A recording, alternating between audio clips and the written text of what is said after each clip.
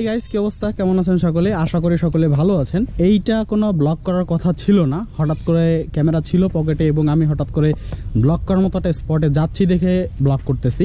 ভোলাগঞ্জ সাদা পাথর লাস্ট ব্লগে আপনারা দেখছেন ছিলাম ওখানে, এবং এখন হচ্ছে বিকাল টাইম, মানে লাস্ট ব্লগে যেখানে শেষ করছিলাম আগামীকালকে সকালে আমি এখান থেকে ব্যাক করব।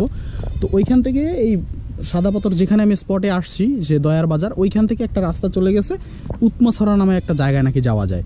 তো আমি হচ্ছে কোনো রকম 3/4 পরে, একটা গেঞ্জি পরে, উইদাউট হেলমেটে বাইক নিয়ে আসছি। মানে আস্তে আস্তে দেখতেছি যে এরকম সুন্দর জায়গা আর এরকম রাস্তা ধরে যাওয়া যায়। এখন আমি এত দূরে চলে আসছি, এখান থেকে ব্যাগে যাওয়া সম্ভব না, যার কারণে চিন্তা করলাম এই অবস্থায় সামনে যাই আর আপনাদের মাঝে ব্লগ করি। যেহেতু হেলমেট নাই তাই মাউন্ট লাগিয়ে ভিডিও করতে পারবো না, বাট যে স্পটটায় যাচ্ছি আমার মনে হয় স্পটটা আমি যাইতে পারবো এবং স্পটটা অনেক সুন্দর হবে। তো আপনাদেরকে সাথে নিয়ে যাই, চলেন। তারপর মাউন্ট না থাকলেও ক্যামেরাটা আমি এইখানে সেট করতে পারবো, যতটুকু ভিউ আসে আপনাদের দেখানোর চেষ্টা করব। আর আমার মনে হয় স্পটটা অনেক সুন্দর হবে। ঠিক এখন যে অবস্থাটা দেখতে পাচ্ছি, এটা হচ্ছে ইন্ডিয়ান বর্ডার। ওইখান থেকে ইন্ডিয়ান রাস্তাটা চলে গেছে, ওই যে বর্ডার ব্যারিকেড দেওয়া, ওই যে রাস্তা চলে গেছে, ওখানে ক্যাম্প আছে। যাই হোক, আর এটা হচ্ছে বাংলাদেশ, এখানেও বিজিবির ক্যাম্প আছে। ওকে, আগাই সামনের দিকে, দেখি সামনে কি অপেক্ষা করছে আপনার এবং আমাদের জন্য।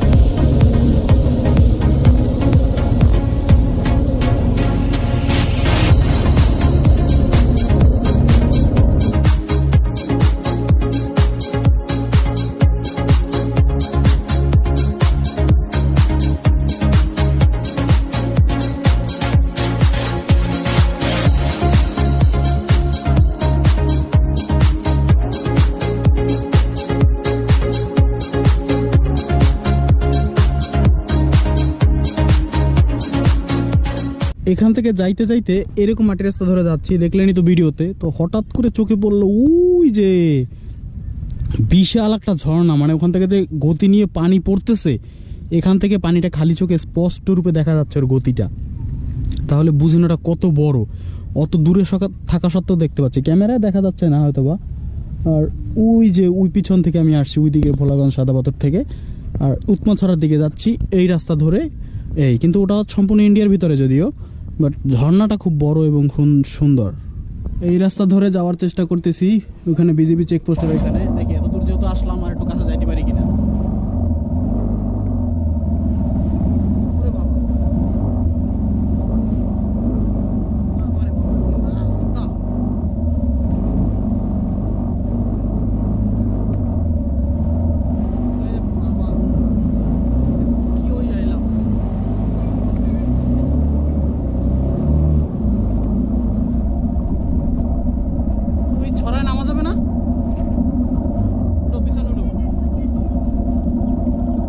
এই জায়গাটার নাম কি জানো? হ্যাঁ, আদর্শ গ্রাম না, আর একটা কি ছড়া জানো? না না, কি ছড়া জানো? তুরং ছড়া। কোন দিকে তুরং ছড়া? কোন দিকে?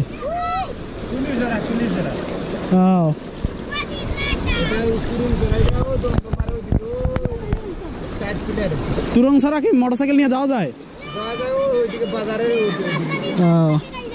যাই হোক, অবশেষে এখানে আসলাম। ওইখানে চেকপোস্ট আছে, ওখানে যাইতে দিবে না। ওই পাশটা হচ্ছে ইন্ডিয়া না? ও এই যে পতাকা মাঝখান দিয়া, ও ওইটা ইন্ডিয়া। আচ্ছা আচ্ছা, মানে আপনি পিলার ক্রস না করলে ওইদিকে ঘুরে যেতে। সুন্দর জায়গা।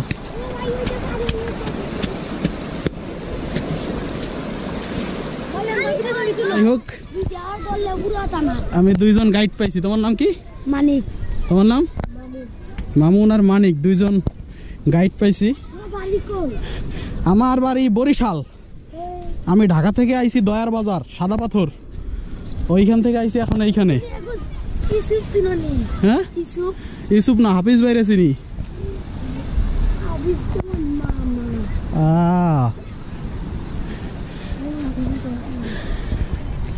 খুব সুন্দর একটা পরিবেশ। এখানে আশেপাশে তো মনে হয় ঝর্ণা আছে না?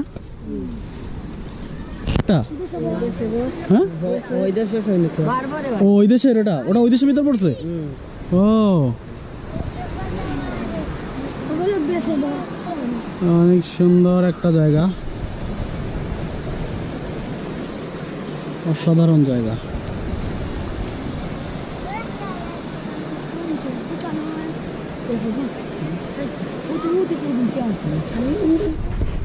কি ছড়া জানো বললা? উৎমা ছড়া না? আচ্ছা, উৎমা ছড়া আর হচ্ছে তুরং ছড়া। তুরং ছড়াটা একটু বেশি সুন্দর না? অনেক বড়, মানুষজন যায় ওখানে। এটা কি এখান থেকে কত সময় লাগে যাইতে? 1 ঘন্টা? অনেক পথ।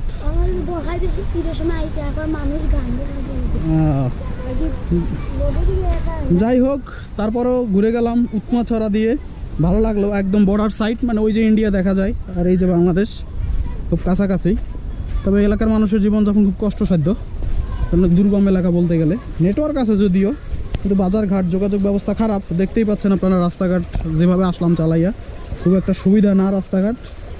এই যেমন এই যে এখন যাচ্ছি কি সুন্দর একটা রাস্তা দিয়ে। এগুলো কি সব বৃষ্টির পানি? কোন দিক দিয়ে যেন আসছিলাম আমরা? এদিক দিয়ে। আচ্ছা, সন্ধ্যা হয়ে গেছে আমার। এখান থেকে দয়ার বাজার যাইতে যাইতে আবার রাত হয়ে যাইতে পারে, যার কারণে আর বেশি লেট করবো না, এখান থেকে বের হয়ে যাব। সকালবেলা নাকি ওরা বলতেছিল এখানে অনেক পানি ছিল, এখন তো বিকেলবেলা পানি সব একদম টেনে গেছে। সকালবেলা পানিতে ভরপুর ছিল, যখন সাদা পাথর গেছিলাম পানি যেরকম বেশি ছিল ওরকম এখানেও পানি বেশি ছিল। যাই হোক, আগানো যাক। ধন্যবাদ কে জানো, মানিককে আর মামুনকে। এই মামুন, এই মানিক, তোমাদের দুজনকে অনেক অনেক ধন্যবাদ। ঠিক আছে, আবার আসলে তোমাদের এখান থেকে সাথে নিয়ে ঘুরবো। ঠিক আছে, অসাধারণ লাগতেছে। আর আফসোসও লাগতেছে যে পাহাড়গুলো আমাদের এলাকায় না, সবগুলো ইন্ডিয়ার এলাকায়। আমরা হচ্ছি এখানে রোহিঙ্গা। আর ওই মানিক আর মামুন, ওই দুইজনকে ওখানে দোকান থেকে চকলেট টকলেট কিনে দিলাম, আর ওদের হাতে কিছু টাকা দিয়ে দিলাম। টাকা দিতে চাইছিলাম না, বাট ওখানে খাওয়ার মতো কিছুই নাই, চকলেট আর বিস্কুট এই দোকানে, এছাড়া কিছুই নাই। যার কারণে ওদের হাতে টাকা দিয়ে দিছি যে তোমরা কিছু কিনে খাইও, ভাল লাগছে। আর এখানে সিলেটে আসলে একটা মজার ব্যাপার কি, বুড়া বাচ্চা সকলে এই তুমি তুমি করে বলে, এটা খুব মজা লাগে আমার কাছে। কারণ ওরা আমাকে তুমি তুমি করে বলতেছে যে তোমার টেনশন নাই, আমরা তোমাকে নিয়ে যাচ্ছি, তোমার চিন্তা নাই। খুব মজা লাগছে আর কি, এই জিনিসটা খুব ভালো লাগে, মানে আপন আপন মনে হয় আর কি।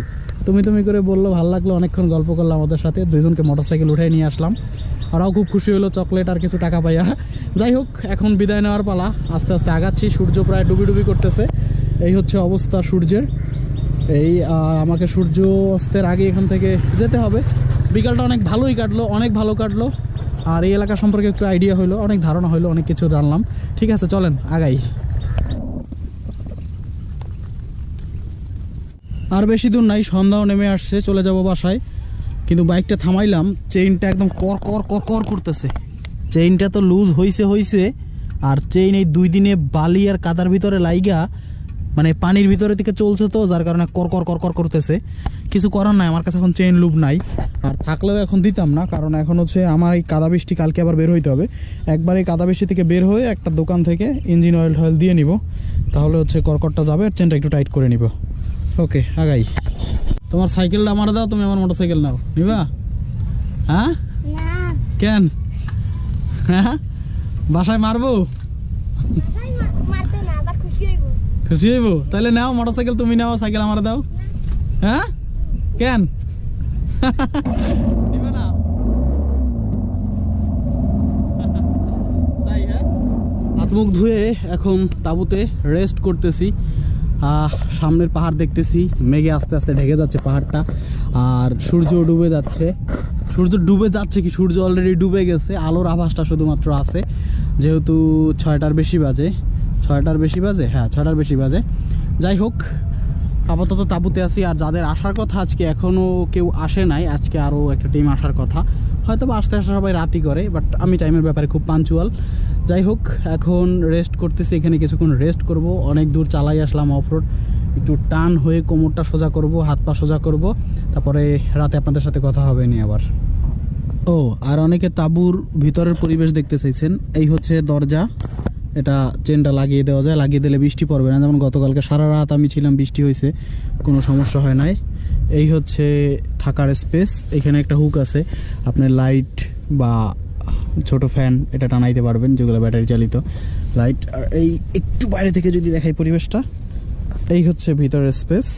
এটা তো বিভিন্ন সাইজের তাঁবু হয়, যেমন এই তাঁবুটা হচ্ছে 2 জনের জন্য সম্ভবত, বিশাল স্পেস, অনেক বড় স্পেস, ইচ্ছে মতো টান টান হয়ে ঘুমানো যায়। এই হচ্ছে অবস্থা, এই হচ্ছে টোটাল তাঁবু। এখন বাজে রাত 11টা, আর সারাদিন ঘোরাঘুরি করে তারপরে সাদা পাথর স্পটে গিয়ে পানির ভিতরে ঝাপাঝাপি করে অনেক টায়ার্ড, আর শুয়ে পড়ছি। আর ভাল লাগতেছে যে আজকেও বৃষ্টি শুরু হয়েছে, এবং বৃষ্টি হইলে ভালোই লাগে। তাঁবুর ভিতরে বৃষ্টির ফোঁটা পড়তেছে, টপ টপ শব্দ, ঠান্ডা ঠান্ডা আবহাওয়া। পুরো তাঁবুর গেটটা লাগাই দিয়ে নিরিবিলি একটা ঘুম হবে, একটু ভালো করে ঘুমাইতে হবে, কারণ আগামীকালকে সকালবেলা আমাকে উঠে রওনা করতে হবে। আমি এখনও সিদ্ধান্ত নেই নাই যে বান্দরবান যাব নাকি ঢাকাতে যাব, তবে নির্ভর করবে সকালের উপরে, যা মন চাইবে তাই করব। আর এখন ঘুমানোর পালা। আর একটা ব্যাপার যে বাগেরহাট থেকে আসছে 2 ভাই বাইক নিয়ে, আর গাজীপুর থেকে আসছে 7 জন। ওনারা আস্তে আস্তে রাত করে ফেলছে, 9টা সাড়ে 9টা বাজে। এখন ওনারা গোসল টোসল করে মনে হয় খাওয়া দাওয়া করতে গেছে। ওনাদের জন্য পাশে তাঁবু রেডি করা হয়েছে। এখন ওরা তাঁবুতে ঘুমাবে নাকি ওই রুমে ঘুমাবে এখনও সেটা শিওর না। যাই হোক, তাদের চিন্তা করে লাভ নাই, আমি আমার মতন করে ঘুম দিব, কারণ সকালে উঠতে হবে কালকে। ঠিক আছে, গুড নাইট। কালকে সকালেই ব্লগটা শেষ করব, আজকে না। কালকে সকালে যদি আবহাওয়া ভালো থাকুক বা খারাপ থাকুক, এই সমস্ত দৃশ্যটা দেখিয়ে ভিডিওটা শেষ করব। তার পরবর্তীতে ভোলাগঞ্জ থেকে যাওয়ার জন্য আর একটা ব্লগ হবে আলাদাভাবে। ঠিক আছে, আপাতত গুড নাইট। গতকালকের মতন ঘটনা, এখন বাজে 9:30, কিন্তু তুমুল আকারে বৃষ্টি হচ্ছে। এখন ওই তাঁবু ছেড়ে আমি এখানে আসছি, এখানেও একটা তাঁবু আছে, এখানে ব্যাগ ট্যাগ রাখছি। এখন রেডি হব, কিছু চিন্তা করতেছি রেডি হয়ে বসে থেকে লাভ কি, কারণ এই বৃষ্টি না থামলে আমি বেরোইতে পারবো না। কারণ এই রেইনকোট অলরেডি পরে গেছে আমার গাড়ি থেকে, মোটরসাইকেল থেকে, কোথায় যেন। আর রেইনকোট পরলেও তারপরও অনেক কিছু ভিজে যায়। তো বৃষ্টিটা একটু থামলে তারপরে বের হবো। তারপর রাস্তা তো জানেনি কি অবস্থা, কোমর সমানা পানি, নিচ পর্যন্ত তো সব ভিজবে। যার কারণে একটু ওয়েট করতেছি, বৃষ্টিটা আর একটু থামুক, সময় একটু লাগুক, তারপরে একটু ওয়েট করে বৃষ্টি থামলে পরে এখান থেকে বের হবো। ঠিক আছে, আর এই ব্লগটা ক্লিয়ার করব। এখন এখানে বসে বসে প্রাকৃতিক দৃশ্য উপভোগ করি, নিচে যাই কোনো একটা দোকানে গিয়ে চা টা খাই, তারপরে হচ্ছে বৃষ্টি থামলে বের হয়ে যাবো। সেটা তো আর একটা ব্লগ হবে এখান থেকে ব্যাক করার। ঠিক আছে, তাহলে এই বর্তমান ভোলাগঞ্জ সাদা পাথর থেকে আর মনে হয় সামনের ব্লগে হবে না দেখানো। শেষবারের মতো আপনারা দূর থেকে পাহাড়টাকে দেখে নেন, ওই পাহাড়, মেঘ, পাহাড় সব একসাথে দেখে নেন। ভালো থাকেন সকলে, সুস্থ থাকেন। পরবর্তী ব্লগগুলো দেখার জন্য আমন্ত্রণ রইল। আজকের ভিডিওটা এখানেই শেষ করতেছি, বাই বাই।